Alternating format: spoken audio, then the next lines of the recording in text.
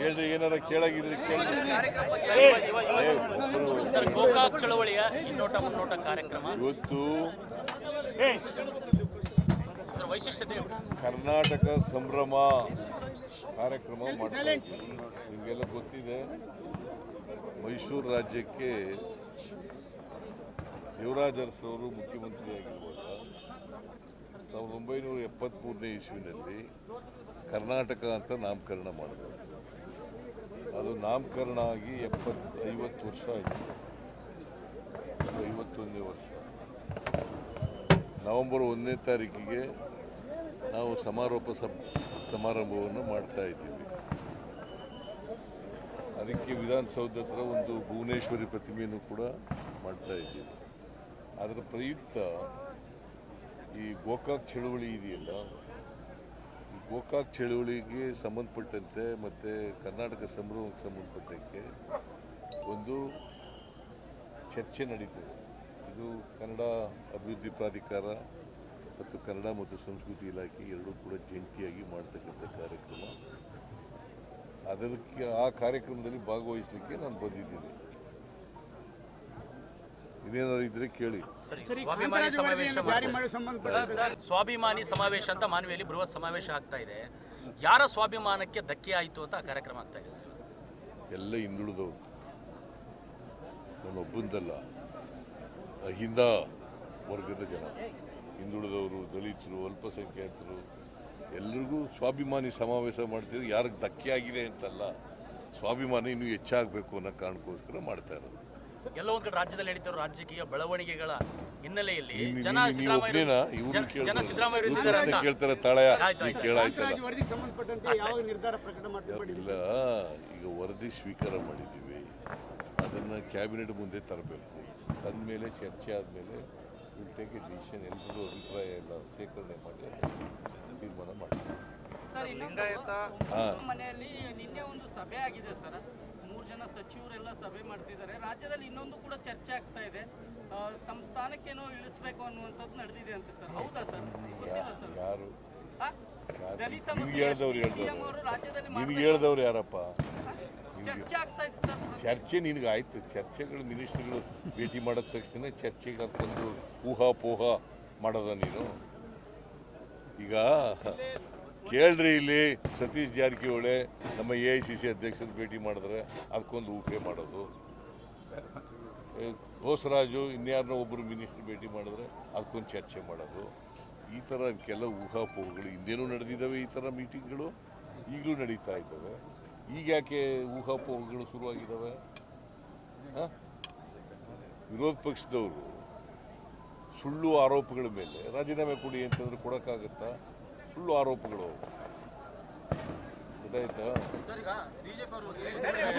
ಆಲ್ರಿ ಸುಳ್ಳು ಆರೋಪಗಳು ಮಾಡಿದ್ರೆ ಆರೋಪಗಳಿಗೆ ನಾವು ಉತ್ತರ ಕೊಡ್ತೀವಿ, ಗೊತ್ತಾಯ್ತಾ? ವಸ್ತುಸ್ಥಿತಿಯನ್ನು ಜನರ ಮುಂದೆ ಇಡ್ತಕ್ಕಂಥ ಪ್ರಯತ್ನ ಮಾಡಿ. ಮೈಸೂರು ದಸರಾ ವೀರಮೈ ಕೃಷ್ಣ ಅವರು ಕೂಡ GT ದೇವೇಗೌಡರು ಕೂಡ ನಿಮ್ಮ ಪರವಾಗಿ ಮಾತಾಡಿರೋ ವಿಚಾರವನ್ನ ಇಟ್ಕೊಂಡು GT ದೇವೇಗೌಡ ಯಾವ ಪಾರ್ಟಿಲಿ ಇರೋದಪ್ಪ? JDS. ಏನಾಗಿದ್ದಾರೆ ಅಲ್ಲಿ? Core committee chairman. ಈ ಬೀಯಿಂಗ್ ಎ ಸೀನಿಯರ್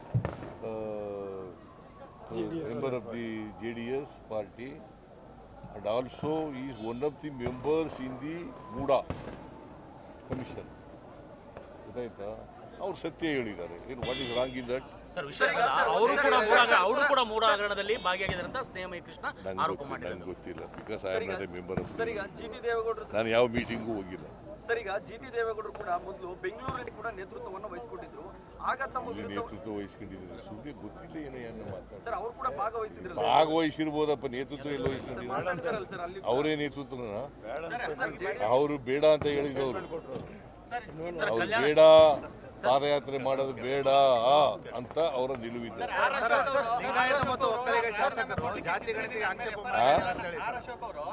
ಸ್ಟೇಟ್ಮೆಂಟ್ ಕೊಟ್ಟಿದ್ದಾರೆ, ನನ್ನ ಮೇಲೆ FIR ಆಗಿದಿಲ್ಲ, ನಾನು ರಾಜೀನಾಮೆ ಕೊಡ್ತೀನಿ, ಸಿದ್ದರಾಮಯ್ಯನವ್ರ ಮೇಲೆ ಮೊದಲು ಕೊಟ್ಬಿಡು ಅಂತ.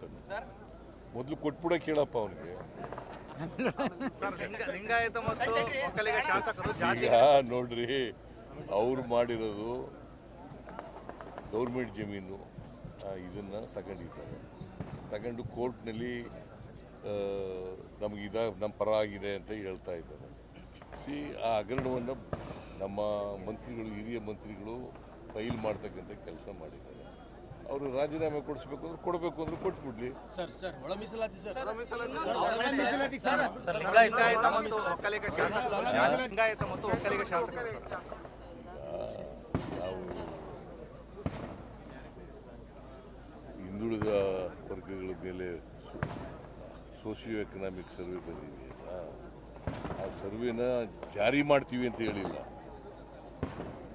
ಚರ್ಚೆ ಮಾಡ್ತೀವಿ ಕ್ಯಾಬಿನೆಟ್ನಲ್ಲಿ ಅಂತ ಹೇಳಿಲ್ಲ. ಅದರಲ್ಲಿ ಅದು ಸಣ್ಣ ಪುಟ್ಟ ದೋಷಗಳಿದ್ರೆ ಅವ್ರು ಸೆಟ್ ಮಾಡ್ತಕ್ಕಂಥ ಕೆಲಸ ಮಾಡ್ತೀವಿ. ಈ ಬಗ್ಗೆ ಈಗ ಸುಪ್ರೀಂ ಕೋರ್ಟ್ನಲ್ಲಿ ಒಳ ಮೀಸಲಾತಿ ಮಾಡ್ಬೋದು ಅಂತ ಸೊ ತೀರ್ಪು ಬಂದ ಮೇಲೆ ನಾನು ಒಂದು ಸ್ಟೇಟ್ಮೆಂಟ್ ಕೊಟ್ಟಿದ್ದೀನಿ, ನಾವು ಒಳ ಮೀಸಲಾತಿ ವಿರುದ್ಧ ಇಲ್ಲ.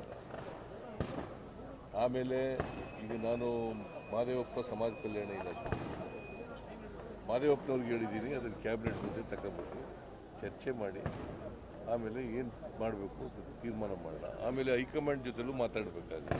ಬಿಕಾಸ್ ಇದು ರಾಷ್ಟ್ರೀಯ ಇದು ಇಶ್ಯೂ ಇರೋದ್ರಿಂದ ಸೊ ಅಲ್ಲಿ ಕೂಡ ಮಾತಾಡಬೇಕು. ಡ್ಯಾಮ್ನಲ್ಲಿ ನೀರಿದ್ರು ಒಂದೇ, ನೀರು ಇರ್ಲಿಕ್ಕೂ ಒಂದೇ ಅನ್ನೋ ಪರಿಸ್ಥಿತಿಯಲ್ಲಿ ಇದ್ದಾರೆ ಸರ್. ಈಗಲೂ ನೀರಿದ್ರು ಸಹ ಪ್ರೊಟೆಸ್ಟ್ಗಳು ಮಾಡ್ತಾ ಇದ್ದಾರೆ.